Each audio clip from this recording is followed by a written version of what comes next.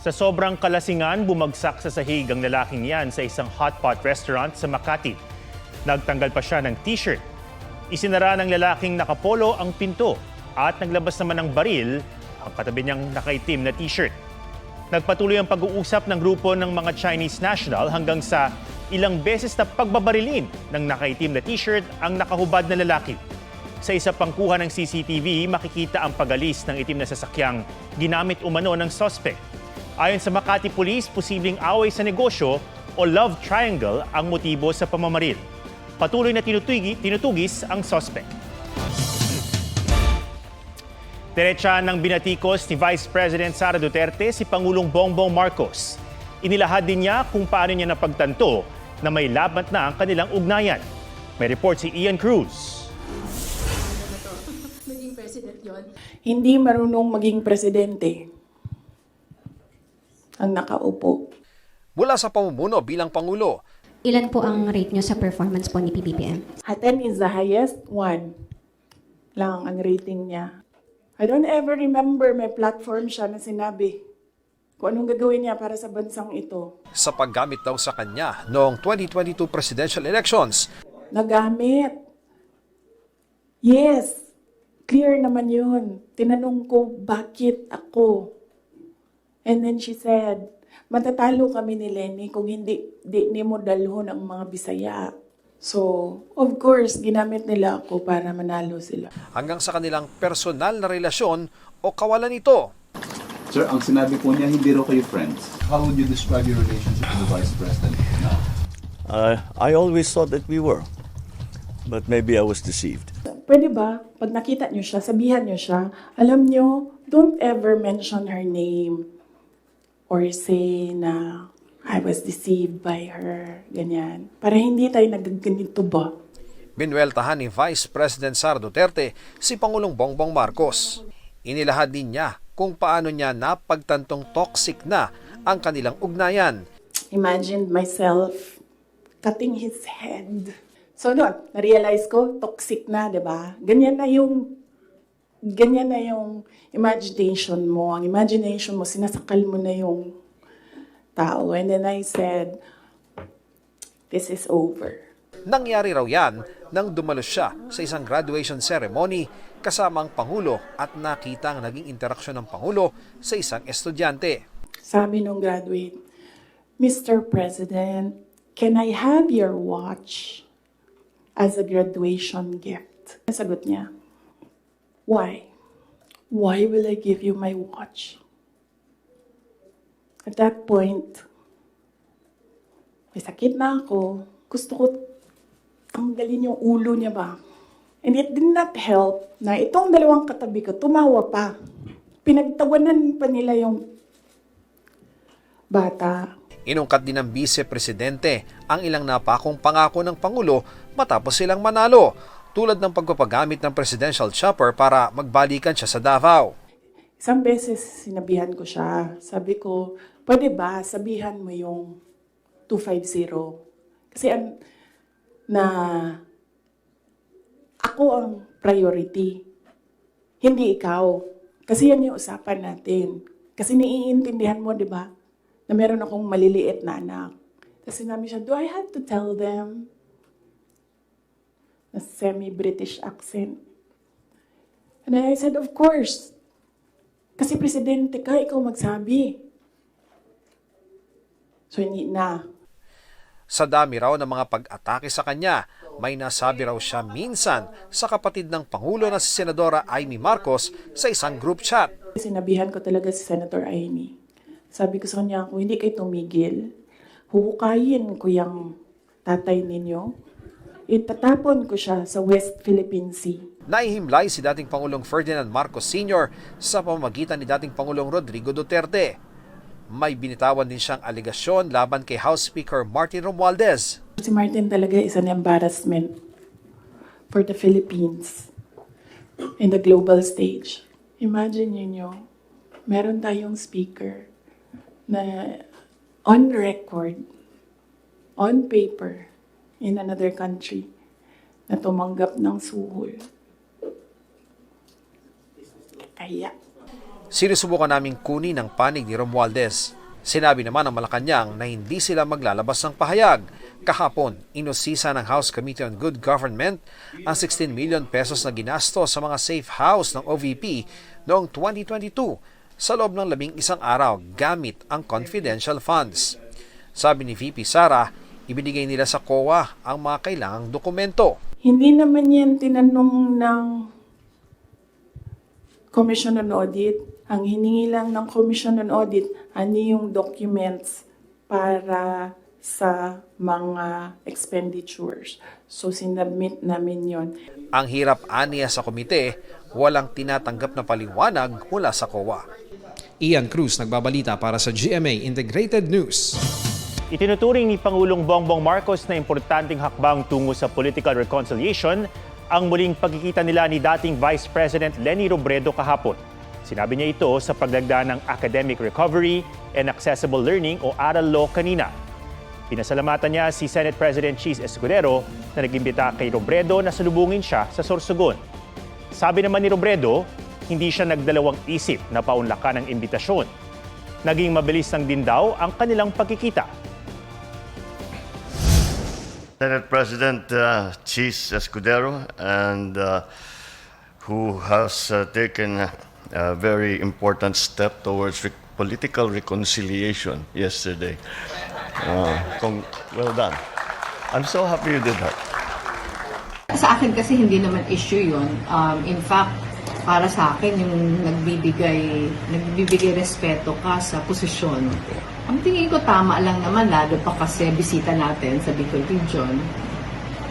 Yun lang nga, ang problema lang hindi ako nakastay ng matagal kasi may hinahabol ako dito. Pero otherwise, okay lang naman sa akin.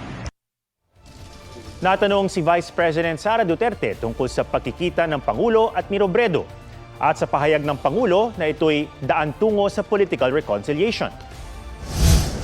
Ako na lang man isa na iiwan dito. Sama-sama na yan sila lahat. Ako lang na naiwan dito. So, kung mag-advise ako kay Leni,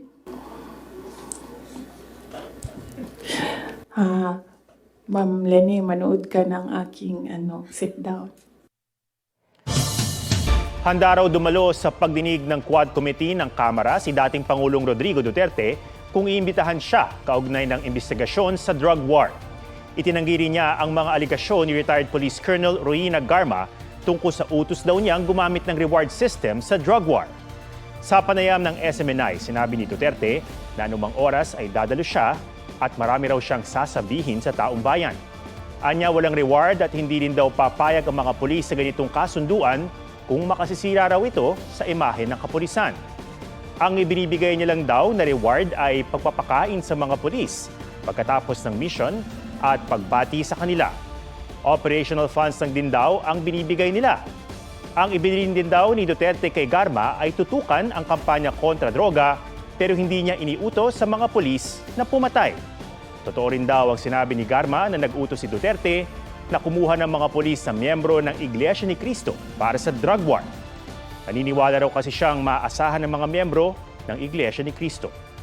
Tinanong din namin ng Iglesia ni Cristo kaugnay nito. Palagay ko siya higit sa lahat ang makapagpapaliwanag ng mas malalim kung bakit gano'n ang choice niya.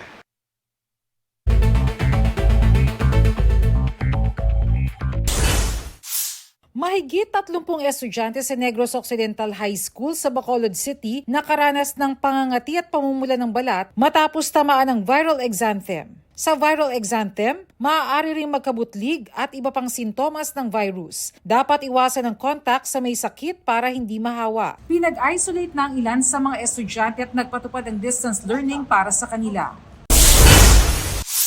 Mahigit 20 sasakyan nasa 10 taon nang nakatenga sa parking ng NAIA. Magpapatulong na raw ang Manila International Airport Authority sa LTO para matukoy ang may-ari ng mga ito at mabigyan sila ng abiso bago ito at i-impound ang mga sasakyan. Kampanya laban sa mga direhistrado at nanghaharas na online lenders, mas pinalakas ng Cybercrime Investigation and Coordinating Center. Kabilang dyan yung mga sinisingil sa utang kahit hindi naman daw nangutang. Bernadette Reyes, nagbabalita para sa GMA Integrated News.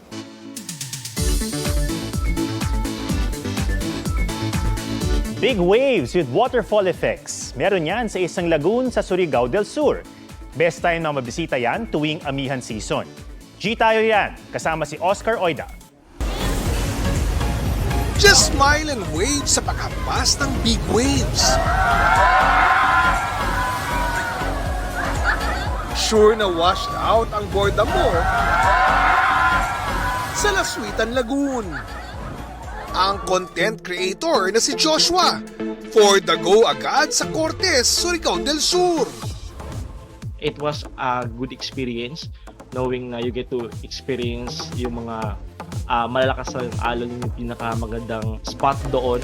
From the word Lasuit na ang ibig sabihin ay splash. Ang Lasuitan Lagoon, true to its name dahil sa mga dambuhalang alon.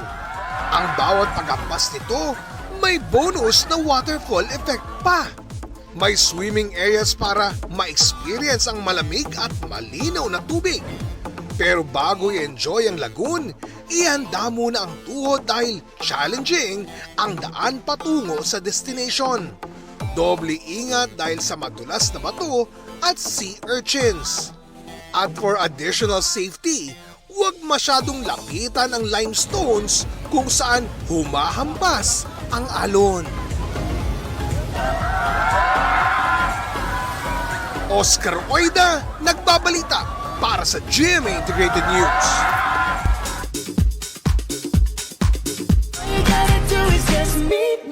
Collab song yun na Rosé ng Blackpink at Film singer Bruno Mars inspired daw sa isang drinking game. Co-produce ni Bruno Mars ang new single ni Rosé na bahagi ng kanyang upcoming album na Rosie. Are you ready? 'Cause I'm coming to get you. Heart Evangelista ay tinanghal na top celebrity sa Paris Fashion Week. Batay sa launch metrics data, umani ng mahigit $10 million na media impact value si Heart sa 9-day fashion event. One Direction member Liam Payne, mag-isa lang daw nang mahulog mula sa balcony ng kanyang hotel room sa Argentina. Magulong-magulo raw ang kwarto ni Liam at may bote ng alak, lighter, energy packs, medication for anxiety at suspected drugs. Nagpaabot na ng pakikiramay ang iba pang members ng One Direction na sina Harry, Zayn, Louis at Niall sa pagkamatay ng kanilang kaibigan. Aubrey Carampel nagbabalita para sa GMA Integrated News.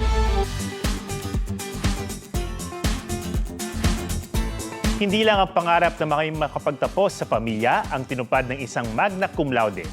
Ipinaranas din niya sa ama na makapagsuot ng toga. Pusuan na yan sa report na ito.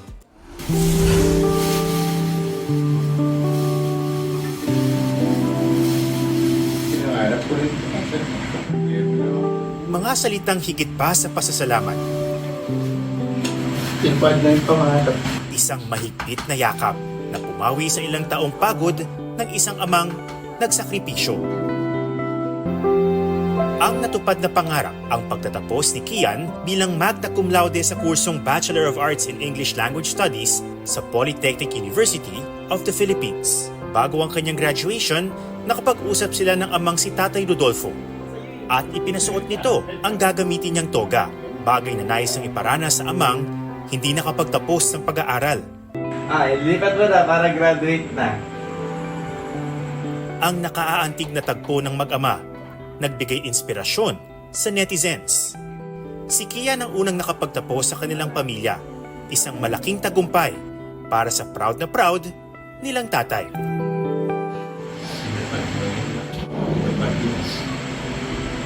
Sobra-sobra po.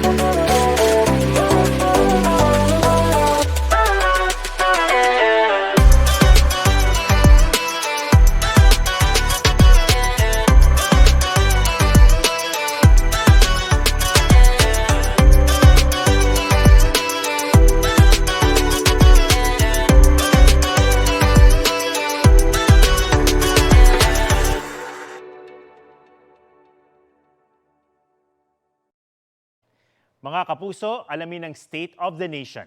Mag-subscribe sa GMA Integrated News sa YouTube. Sa ating mga kapuso abroad, samahan niyo kami sa GMA Pinoy TV at sa www.gmanews.tv.